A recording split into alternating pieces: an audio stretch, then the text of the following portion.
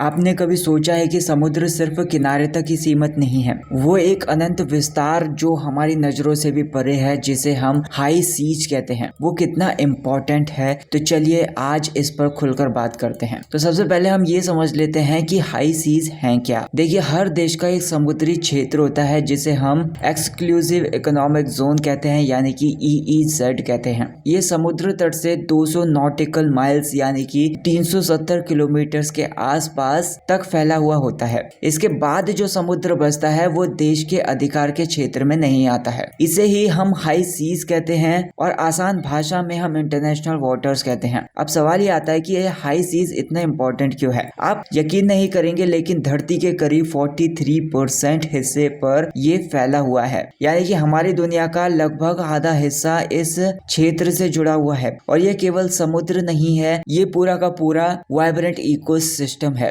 यहाँ पर 2.2 मिलियन से ज्यादा समुद्री प्रजातियां रहती हैं। सोचिए ये जो दुनिया होगी वो कितनी बढ़िया होगी, कितनी अनोखी होगी। लेकिन प्रॉब्लम यहाँ पर यह है कि ये जो क्षेत्र है वो किसी के अधिकार क्षेत्र में नहीं आता। इसका मतलब ये है कि यहाँ पर कोई सीधा जिम्मेदार नहीं होता है, और अब जिम्मेदारी नहीं होती तो यहाँ पर शोषण होना तय है, और आजकल यही हो भी रहा है। प्लास्टिक वेस्ट यानी कि प्लास्टिक का कचरा, समुद्री जीवों का ज्यादा से ज्यादा शिकार, तेल का रिसाव और ना जाने क्या क्या। केवल 2021 में 17 मिलियन टन से ज्यादा प्लास्टिक समुद्र में डाला गया है, और ये जो आंकड़ा है ये शॉकिंग है, मतलब चौंका देने वाला है। और आगे ये जो नंबर है वो और ज्यादा बढ़ने की उम्मीद है। अब आप सोच रहे होंगे कि इस सब को रोकने के लिए किया जा सकता है। यहीं पर आता है हाई सीज ट्रीटी। तो इसे चलिए आसान भाषा में समझ लेते हैं कि ट्रीटी क्या है। हाई सीज ट्रीटी यानी कि इसे ऑफिशियली कहा जाता है biodiversity beyond national jurisdiction BBNJ agreement. इसको हमने आजकल हाई सीज ट्रीटी कहना शुरू कर दिया है।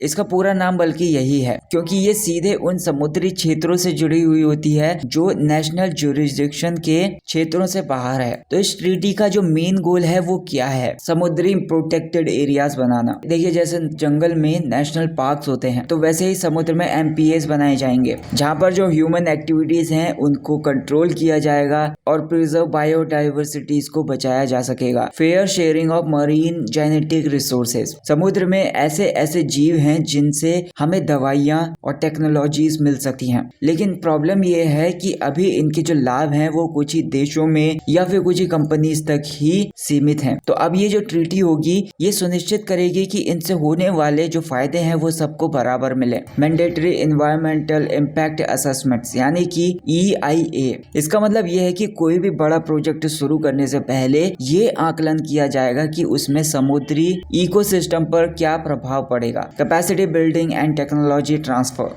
हमारे देशों के पास समुद्र को प्रोटेक्ट करने के लिए रिसोर्सेज नहीं है, स्पेशली छोटे आइलैंड देशों और इकोनॉमिकली वीकर कंट्रीज जो आर्थिक रूप से गरीब कंट्रीज हैं। तो ये जो ट्रीटी होगी उन्हें जरूरी मदद प्रोवाइड करेगी। तो आपको समझ में आ गया होगा कि जो हाई सीज ट्रीटी है वो इतनी इंपॉर्टेंट क्यों है। देखिए, आपको पता ही है कि समुद्र में पानी का बड़ा सा भंडार ही नहीं है, ये हमारी आर्थिक और इकोनॉमिक सिस्टम की रीढ़ है, यानी कि बैकबोन है। अगर समुद्र ही नहीं होंगे तो हमारी जो जिंदगी होगी वो मुसीबत में पड़ जाएगी। जो समुद्र होते हैं वो हमारे अर्थ के टेम्परेचर को ठंडा करने में मदद करते हैं, लेकिन क्लाइमेट चेंज की वजह से जो समुद्र का तापमान है वो बढ़ रहा है। तो ये जो ट्रीटी होगी इसकी वजह से हम इस पर थोड़ा सा कंट्रोल कर सकेंगे। अगर आज हम अपने समुद्री जीवों की सुरक्षा नहीं करते हैं तो कल हम इससे जुड़ी हुई कई दवाइयां और टेक्निक्स नहीं ले सकेंगे। ये ट्रीटी ये इंश्योर करेगी या फिर ये सुनिश्चित करेगी कि समुद्री रिसोर्सेज का लाभ सिर्फ अमीर देशों तक ही सीमित ना हो। यहाँ पर एक और इम्पोर्टेंट बात समझना बहुत ज्यादा जरूरी है। ये जो ट्रीटी है वो अकेले काम नहीं करती है। इसका जो बेस है